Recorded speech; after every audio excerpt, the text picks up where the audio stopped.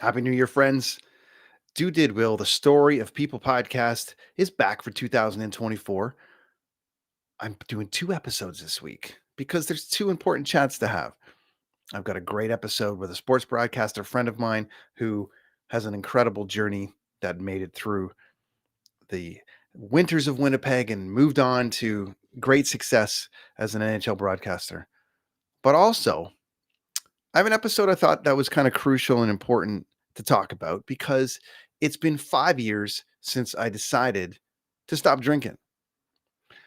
Now, I can hear the in the background and I can hear the little things that come along with it. So I'm going to keep this short and sweet and sort of talk about how I did it. And the reason I want to talk about it is because 5 years is such an interesting dynamic. And perhaps there's people going through what I went through mentally from stopping to getting to the 5 year spot, all points in between. And then what does it mean when you get to 5 years, right?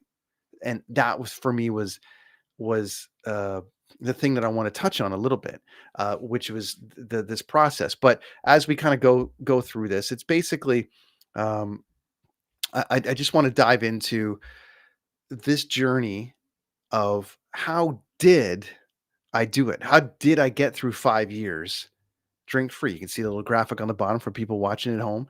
For people listening, it says 5 years alcohol free. How did I do it? Now, this is not by any means any kind of professional advice. By any means, do I have all the answers? Everyone's on their own personal journey. Totally understand. Totally get it.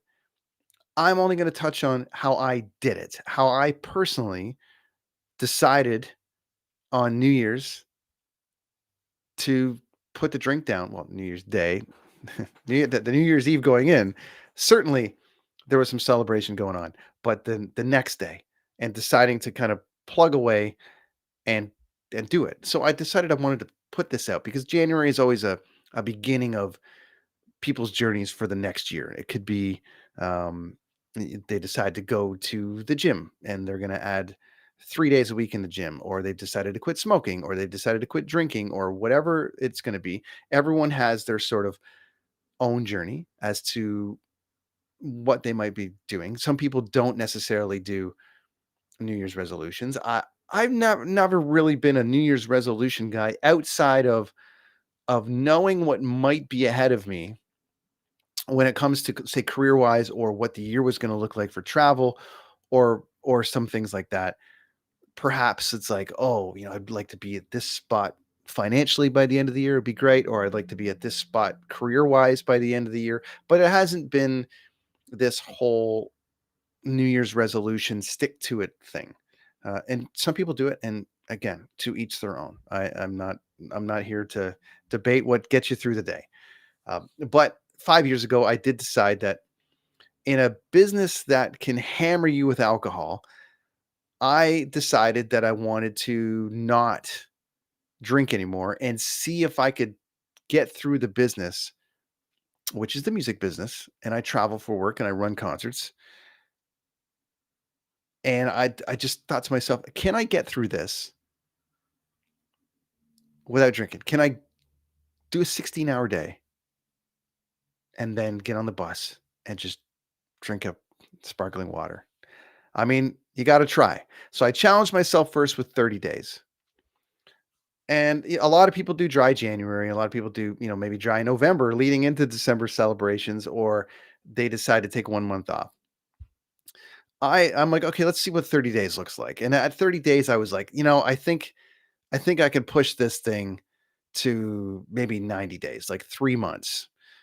So I did it, and I started pushing away, and in that process, I had upped my gym significantly. I was already playing hockey a lot, so that helped. But going to the gym more, running more, just whatever the is going to replace the dopamine of a drink, and that's really, you know, the key here is the dopamine replacement, and associating alcohol and a good time. Again, some people have it for coping. Some people just enjoy it. I certainly did. But for me, it was I need an alternative to a 16-hour day, feeling a little bit like wound up and then unwinding with a couple of doubles. I needed to figure out if I could do it. Can I do it? And if I can't, then what does that mean? What kind of employee is that going to make me? Or what kind of a, you know, father is that going to make me? What kind of like, if I can't wrangle that in, or at least address it and say, hey, let's figure this thing out. Let's see if I can do it. And if I can do it, great. Then maybe I can have a couple drinks down the road, but I got to get through these 90 days. But then it was like, well, wait, there's 100 days right there. And I'm like, okay, let's try 100. And then next thing I know, it's like, okay, I think I'm on my way here. Now, in that process, I was traveling for work. I'd ended up through Heathrow, and anyone that's followed this podcast, whether it would be Brenton on tour or otherwise, that's moved on to do did will. One of my favorite people is Clare Pooly, who has this book called The Sober Diaries, and I had found this book in one of the bookstores at one of the bookstores at Heathrow, and I just picked it up, and I was like, it just seemed really cool. It was all done like day 7, and it was done like day 103. And it basically documented Claire's journey, and that's my friend Claire right there, and you can probably see her on my feed, but she decided to come down and talk to me at one of the podcasts, which you can listen to back in 2020. I think it was 2019 or something that year, just before our friend visited and shut down the industry. But she provided me with some great insight into the journey, because she had gone through the process and was a parent and was drinking a little too much, and she wrote this great best-selling book. So I, around 100 days, had maybe around day 70 or something, had found that book and started reading it and realizing that, wow, if I follow along this book as I'm going, maybe, we'll have some things in common. Maybe we'll have an opportunity to I'll experience some of the same things that she's experienced, and then I can work it out maybe the way she worked it out, or avoid some things. And around day 240, I was having a really stressful day, and I was really feeling it. I was in Whiskey Alley in Cork, Ireland, and I was like, "Oh boy, I think I'm going to end up, caving here." And I coincidentally had read the book up to around 240 days, and that's when Claire had caved, and she had totally regretted it. But it was an experience that she had, and so I reached out to her and said, "Hey, listen, I almost caved today, but then I ended up pushing through and went for a run, and like anything, it was in 10-minute increments." And so it was a very interesting kind of like spot, because she reached back out to me and said, well, hey, I'm glad that my experience, at least helped somebody. And I never looked back from that point on. I got to 1 year. So 1 year is that first milestone where you're like, okay, I've done it for a year. Am I good? I was just feeling great. I was like, okay. And that's right when, our COVID visitor hit and the pandemic hit. There was sort of all this happening at the same time. So I'm like, okay, well, I had gotten COVID. I'd gone through the process. I just want to be as healthy as humanly possible. And I'm quite confident that if I hadn't quit drinking from 2018 into 2019 and had gone through COVID as a drinker, I probably, for myself personally, being locked in a room for 7 days, and I would have definitely uh, invited my friend Jameson along for the ride, and it might have been a different outcome for me. I don't know. I might have just kept going. But I plugged away, and then we got back on tour, and then it was like 2 years, and then 3 years, and I was like, I'm just cruising along, and I never really felt like I was going to cave. But what was happening is as I was getting back on tour, and as I was going through the process, I started seeing people on tour doing the same thing. They were basically removing access from their life, and sort of saying, "Listen, I have to be healthier. I have to feel better." And again, to each their own. These are just people's individual journeys. It's not me saying good or bad or otherwise. It's just like I had met some like-minded people on tour for the first time that I had been on tour, that basically were in the same spot as me, which was, deciding to make a change, deciding to move ahead without alcohol, deciding to move ahead, and just kind of do it. And, my business doesn't lend itself, at least in my position, to being hungover at 6 in the morning and running in and starting to build a rock concert. It just doesn't lend itself to it. So that's part of it.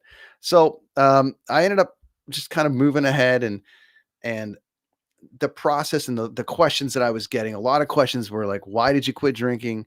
A lot of questions were like, do you think you're ever going to drink again? Um, all fair questions as people try to discover what I'm going through and maybe curious about my own journey or struggle with the journey. There's people that are like, I didn't know you had a problem. It's like, okay, here's the thing. I feel like I got to it before there could have been a problem. I've touched before on the fact that there was 1,000. I drank like 1,000 drinks in 2018. What does that mean? That's only 2 drinks a day plus a little bit more on your days off. Think about that. Think about how many bottles of wine we just casually sitting around have a glass of wine every single day. All of us do. Beer, whatever it's going to be. Mine just happened to be whiskey, and I loved it, loved it, loved it. Still do. Let's not forget. But the thing is that I was like, okay, listen. At minimum, I don't want to drink less than what I did this year. And I know that sounds weird for me to say because what it is I'm saying something like, okay, I don't have a problem. I can drink responsibly. But the issue was for me was 1,000 drinks. Can my liver take 1,000 drinks the next year? Or do I have to reduce that down to 500? That's still a lot of drinks. You're technically, I think the number on it is that you're really only supposed to have maybe 2 a week or something. Okay. So that's like maybe 100 drinks a year at top. And I'm like looking to reduce it down to 500. And that was a scary number to me. I'm like, well, that means I guess I can do it, but it's not going to be as fun. Right. So there's a bit of this sort of like stigma that comes to drinking and a good time and all of it. And we're all guilty of it. We've all been a part of it. It was grandfathered in from our grandfathers and our parents and everybody that was like, hey, we're going out. We're going to have a good time. We got to have booze. We got to have alcohol. Um, and the true statement to this is I only really know maybe one or two people, and all the people I've met in life whose parents didn't drink and they never really drank. It's a staggering number. So it's just in our system. So I was like, okay, that's a lot. 1,000 drinks is a lot. And you've heard me touch on it before. And this is why I spread these episodes out a little bit because I don't want to be soapboxing by any means. But I have a point to make about this because apparently these chats do help some people. So I was like, okay, I don't want to do more than, I don't want it to be 2,000 drinks, but I don't want it to be less than 1,000. So I'm in this space of like, okay, what am I going to do then? Because I was never a one drink guy. And I don't know if this is common amongst anyone listening or watching, but I was never like, hey, uh, I'm just going to have one drink and go. Because I always seemed kind of pointless to me, especially with like drunk driving laws and the fact that, rightfully so, they would just reduce, reduce, reduce. And it got to the point where you could barely even have one drink. I could have a giant pint at a pub and I'd be like on the edge of like whether I could drive. It's just the way it was for me. I handled my whiskey a lot better, even though it's the same amount of alcohol. I'm just saying, I handled my whiskey a little bit better than a giant beer. And I'm like, I don't just want to go out and have one drink because it just seems pointless. Number one, I could get, arrested or something or whatever. And so I just made that decision to say like, well, if I can't have one drink, what's the point? So then I might as well just have no drinks. And so that was where the core of this went. And I'm like, let's just try to do it. So as I approach 5 years this year, and I don't know how common this is for people, anyone watching or listening or that want to weigh in, but I found myself like when you start drinking, you start with the days. It's 30 days, 60 days, 90 days, 100, then it's 365 days. And I see posts online of like 16 years, this many hours, this many days. I stopped with the days after 1 year, and then it just turned into 1 year, 2 year, 3 year, 4 year. But as I was coming up on year five, I was in this space of like, okay, do I have the tools now to say that was a good 5 years and I can go back and start drinking again? because I'm not gonna lie, I mean, I absolutely miss it. I miss that sort of like well, sorry, let me I don't miss it and I miss it. I don't know if you can say that they're contradictory. I don't know if I can say them both at the same time, but my body, how I feel, all the rest of it, I don't miss it. The that dopamine hit of like a stressful day and just being able to unwind with a double, ooh, I, I certainly miss that. And I'm not a weed guy, and so there's just like it's a tough balance there. I'm a CBD guy though, and I highly recommend it. I got some CBD for sleep. It's amazing. Now, so I was like, okay, I coming up on 5 years, and I'm saying to myself, is five the new zero? Am I going to cave? What am I going to feel like after five accomplishing 5 years? What am I going to feel like? Am I going to be like, I got this, I can move ahead, I can have a couple of drinks? But then, do I want to just have a couple of drinks? No, I want to have multiple drinks. So I guess the short answer is no, I'm not ready. Um, but then the other side of it is not necessarily craving it or wanting it anymore. That kind of comes along with it because I've done the work of trying to just replace a good time with other things, creating a podcast, for instance, and speaking to people and having a chat and trying to teach people a few things about other people.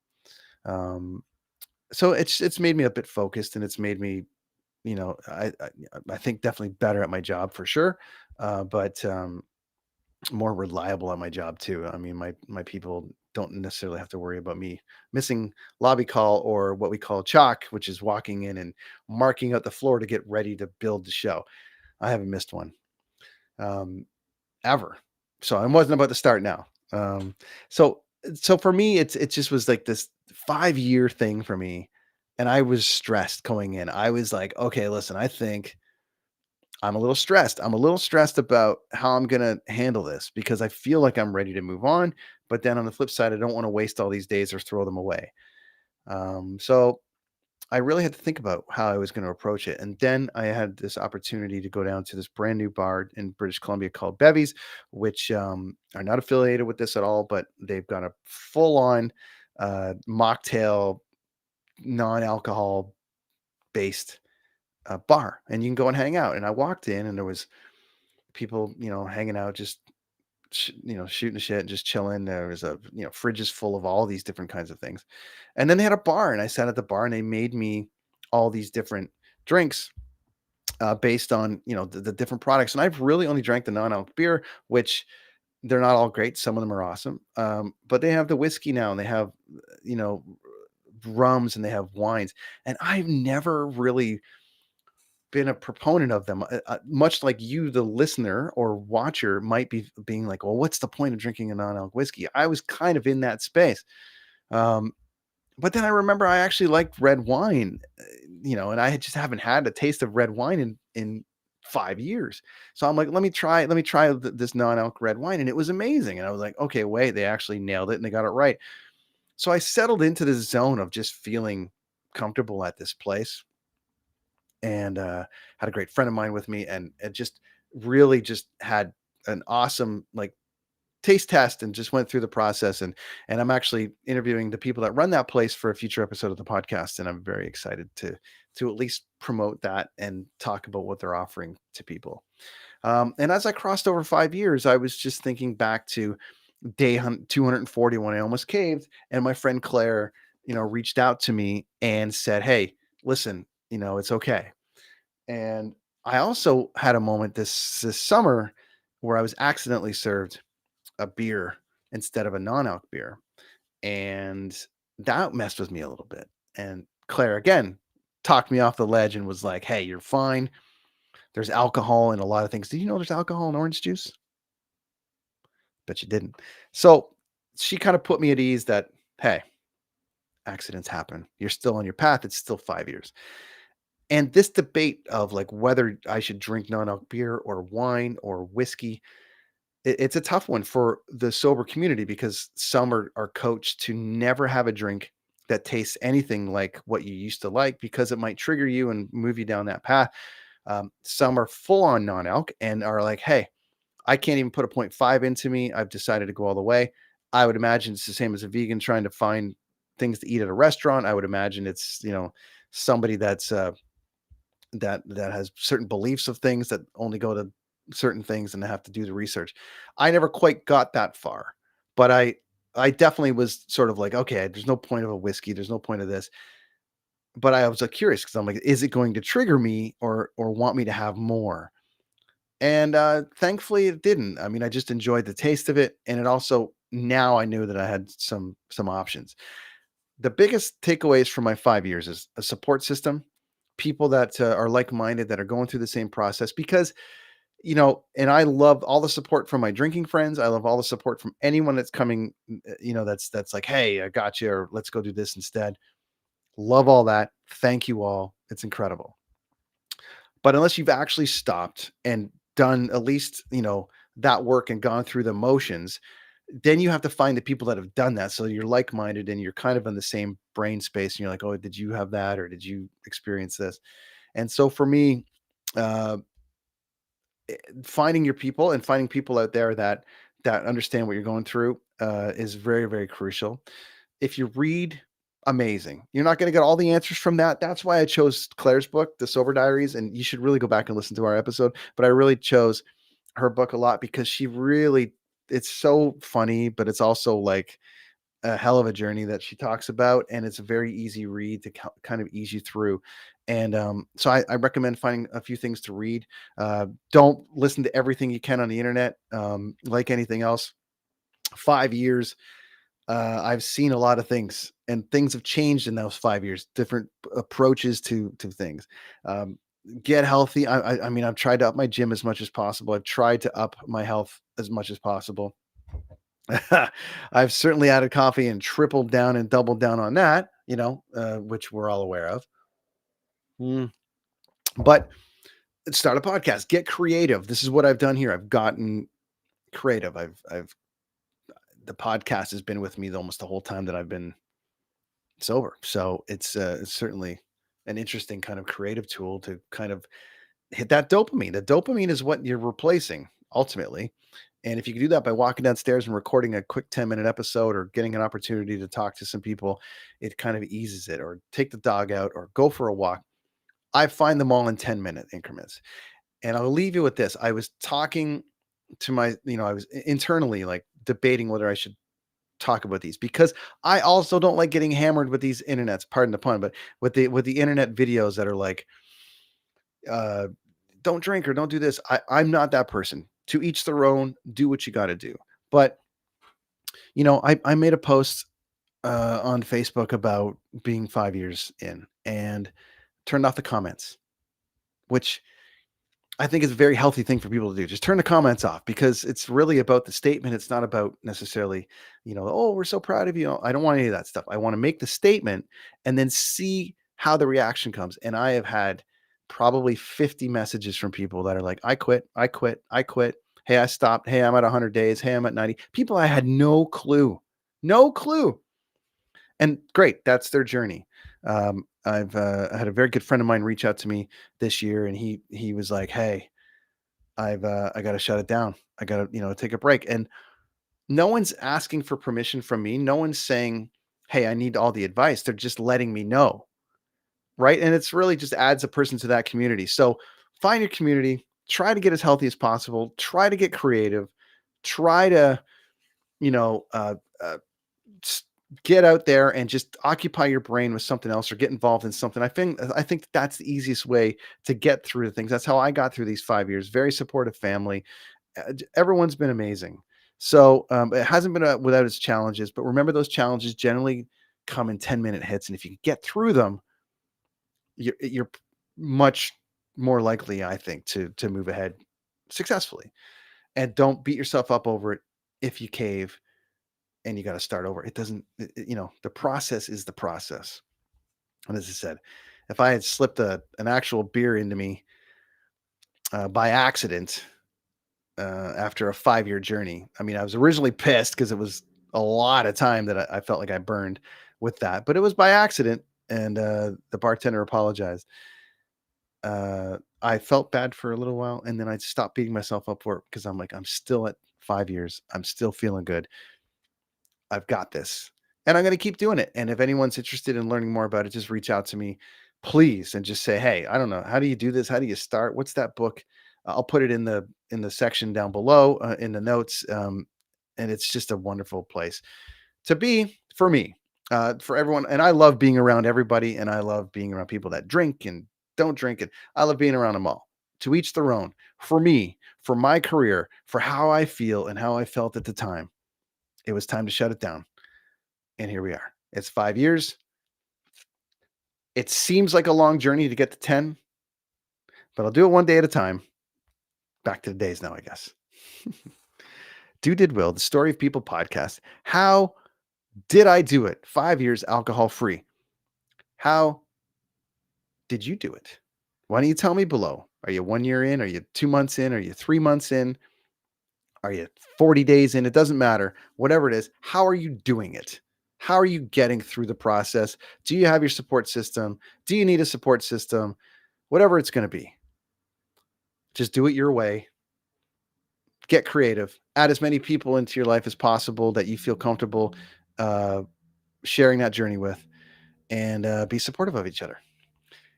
Happy New Year, everybody. It's 2024. I'm very excited as to where the podcast is going to go this year. We've had some great growth on YouTube. You're listening in your earbuds, your Spotify and Apple and everybody. I rarely do this, but let's kick off the year. And let me just say, hey, if you don't mind, throw me a little review on there. Let's get them up. Uh, Share this episode with your friends if you got somebody that's thinking about quitting. And any suggestions or things, I'm welcome to listen to them. But this year is, I'm very excited about where we're going to go with Do Did Will, the Story of People podcast. I want to get into events this year. I want this thing to actually show up to events and be part of an event where we talk to people at that event about what they do, how they did it, and what they'll do next. So it's very exciting. It's kind of where I envisioned this going. And I'm going to work towards that first event very shortly. So thanks for listening, friends. Do Did Will, the Story of People podcast for another week, the beginning of the year. Happy New Year, everybody. Thanks for your support. Thanks for listening. Got any questions? Let me know. All right.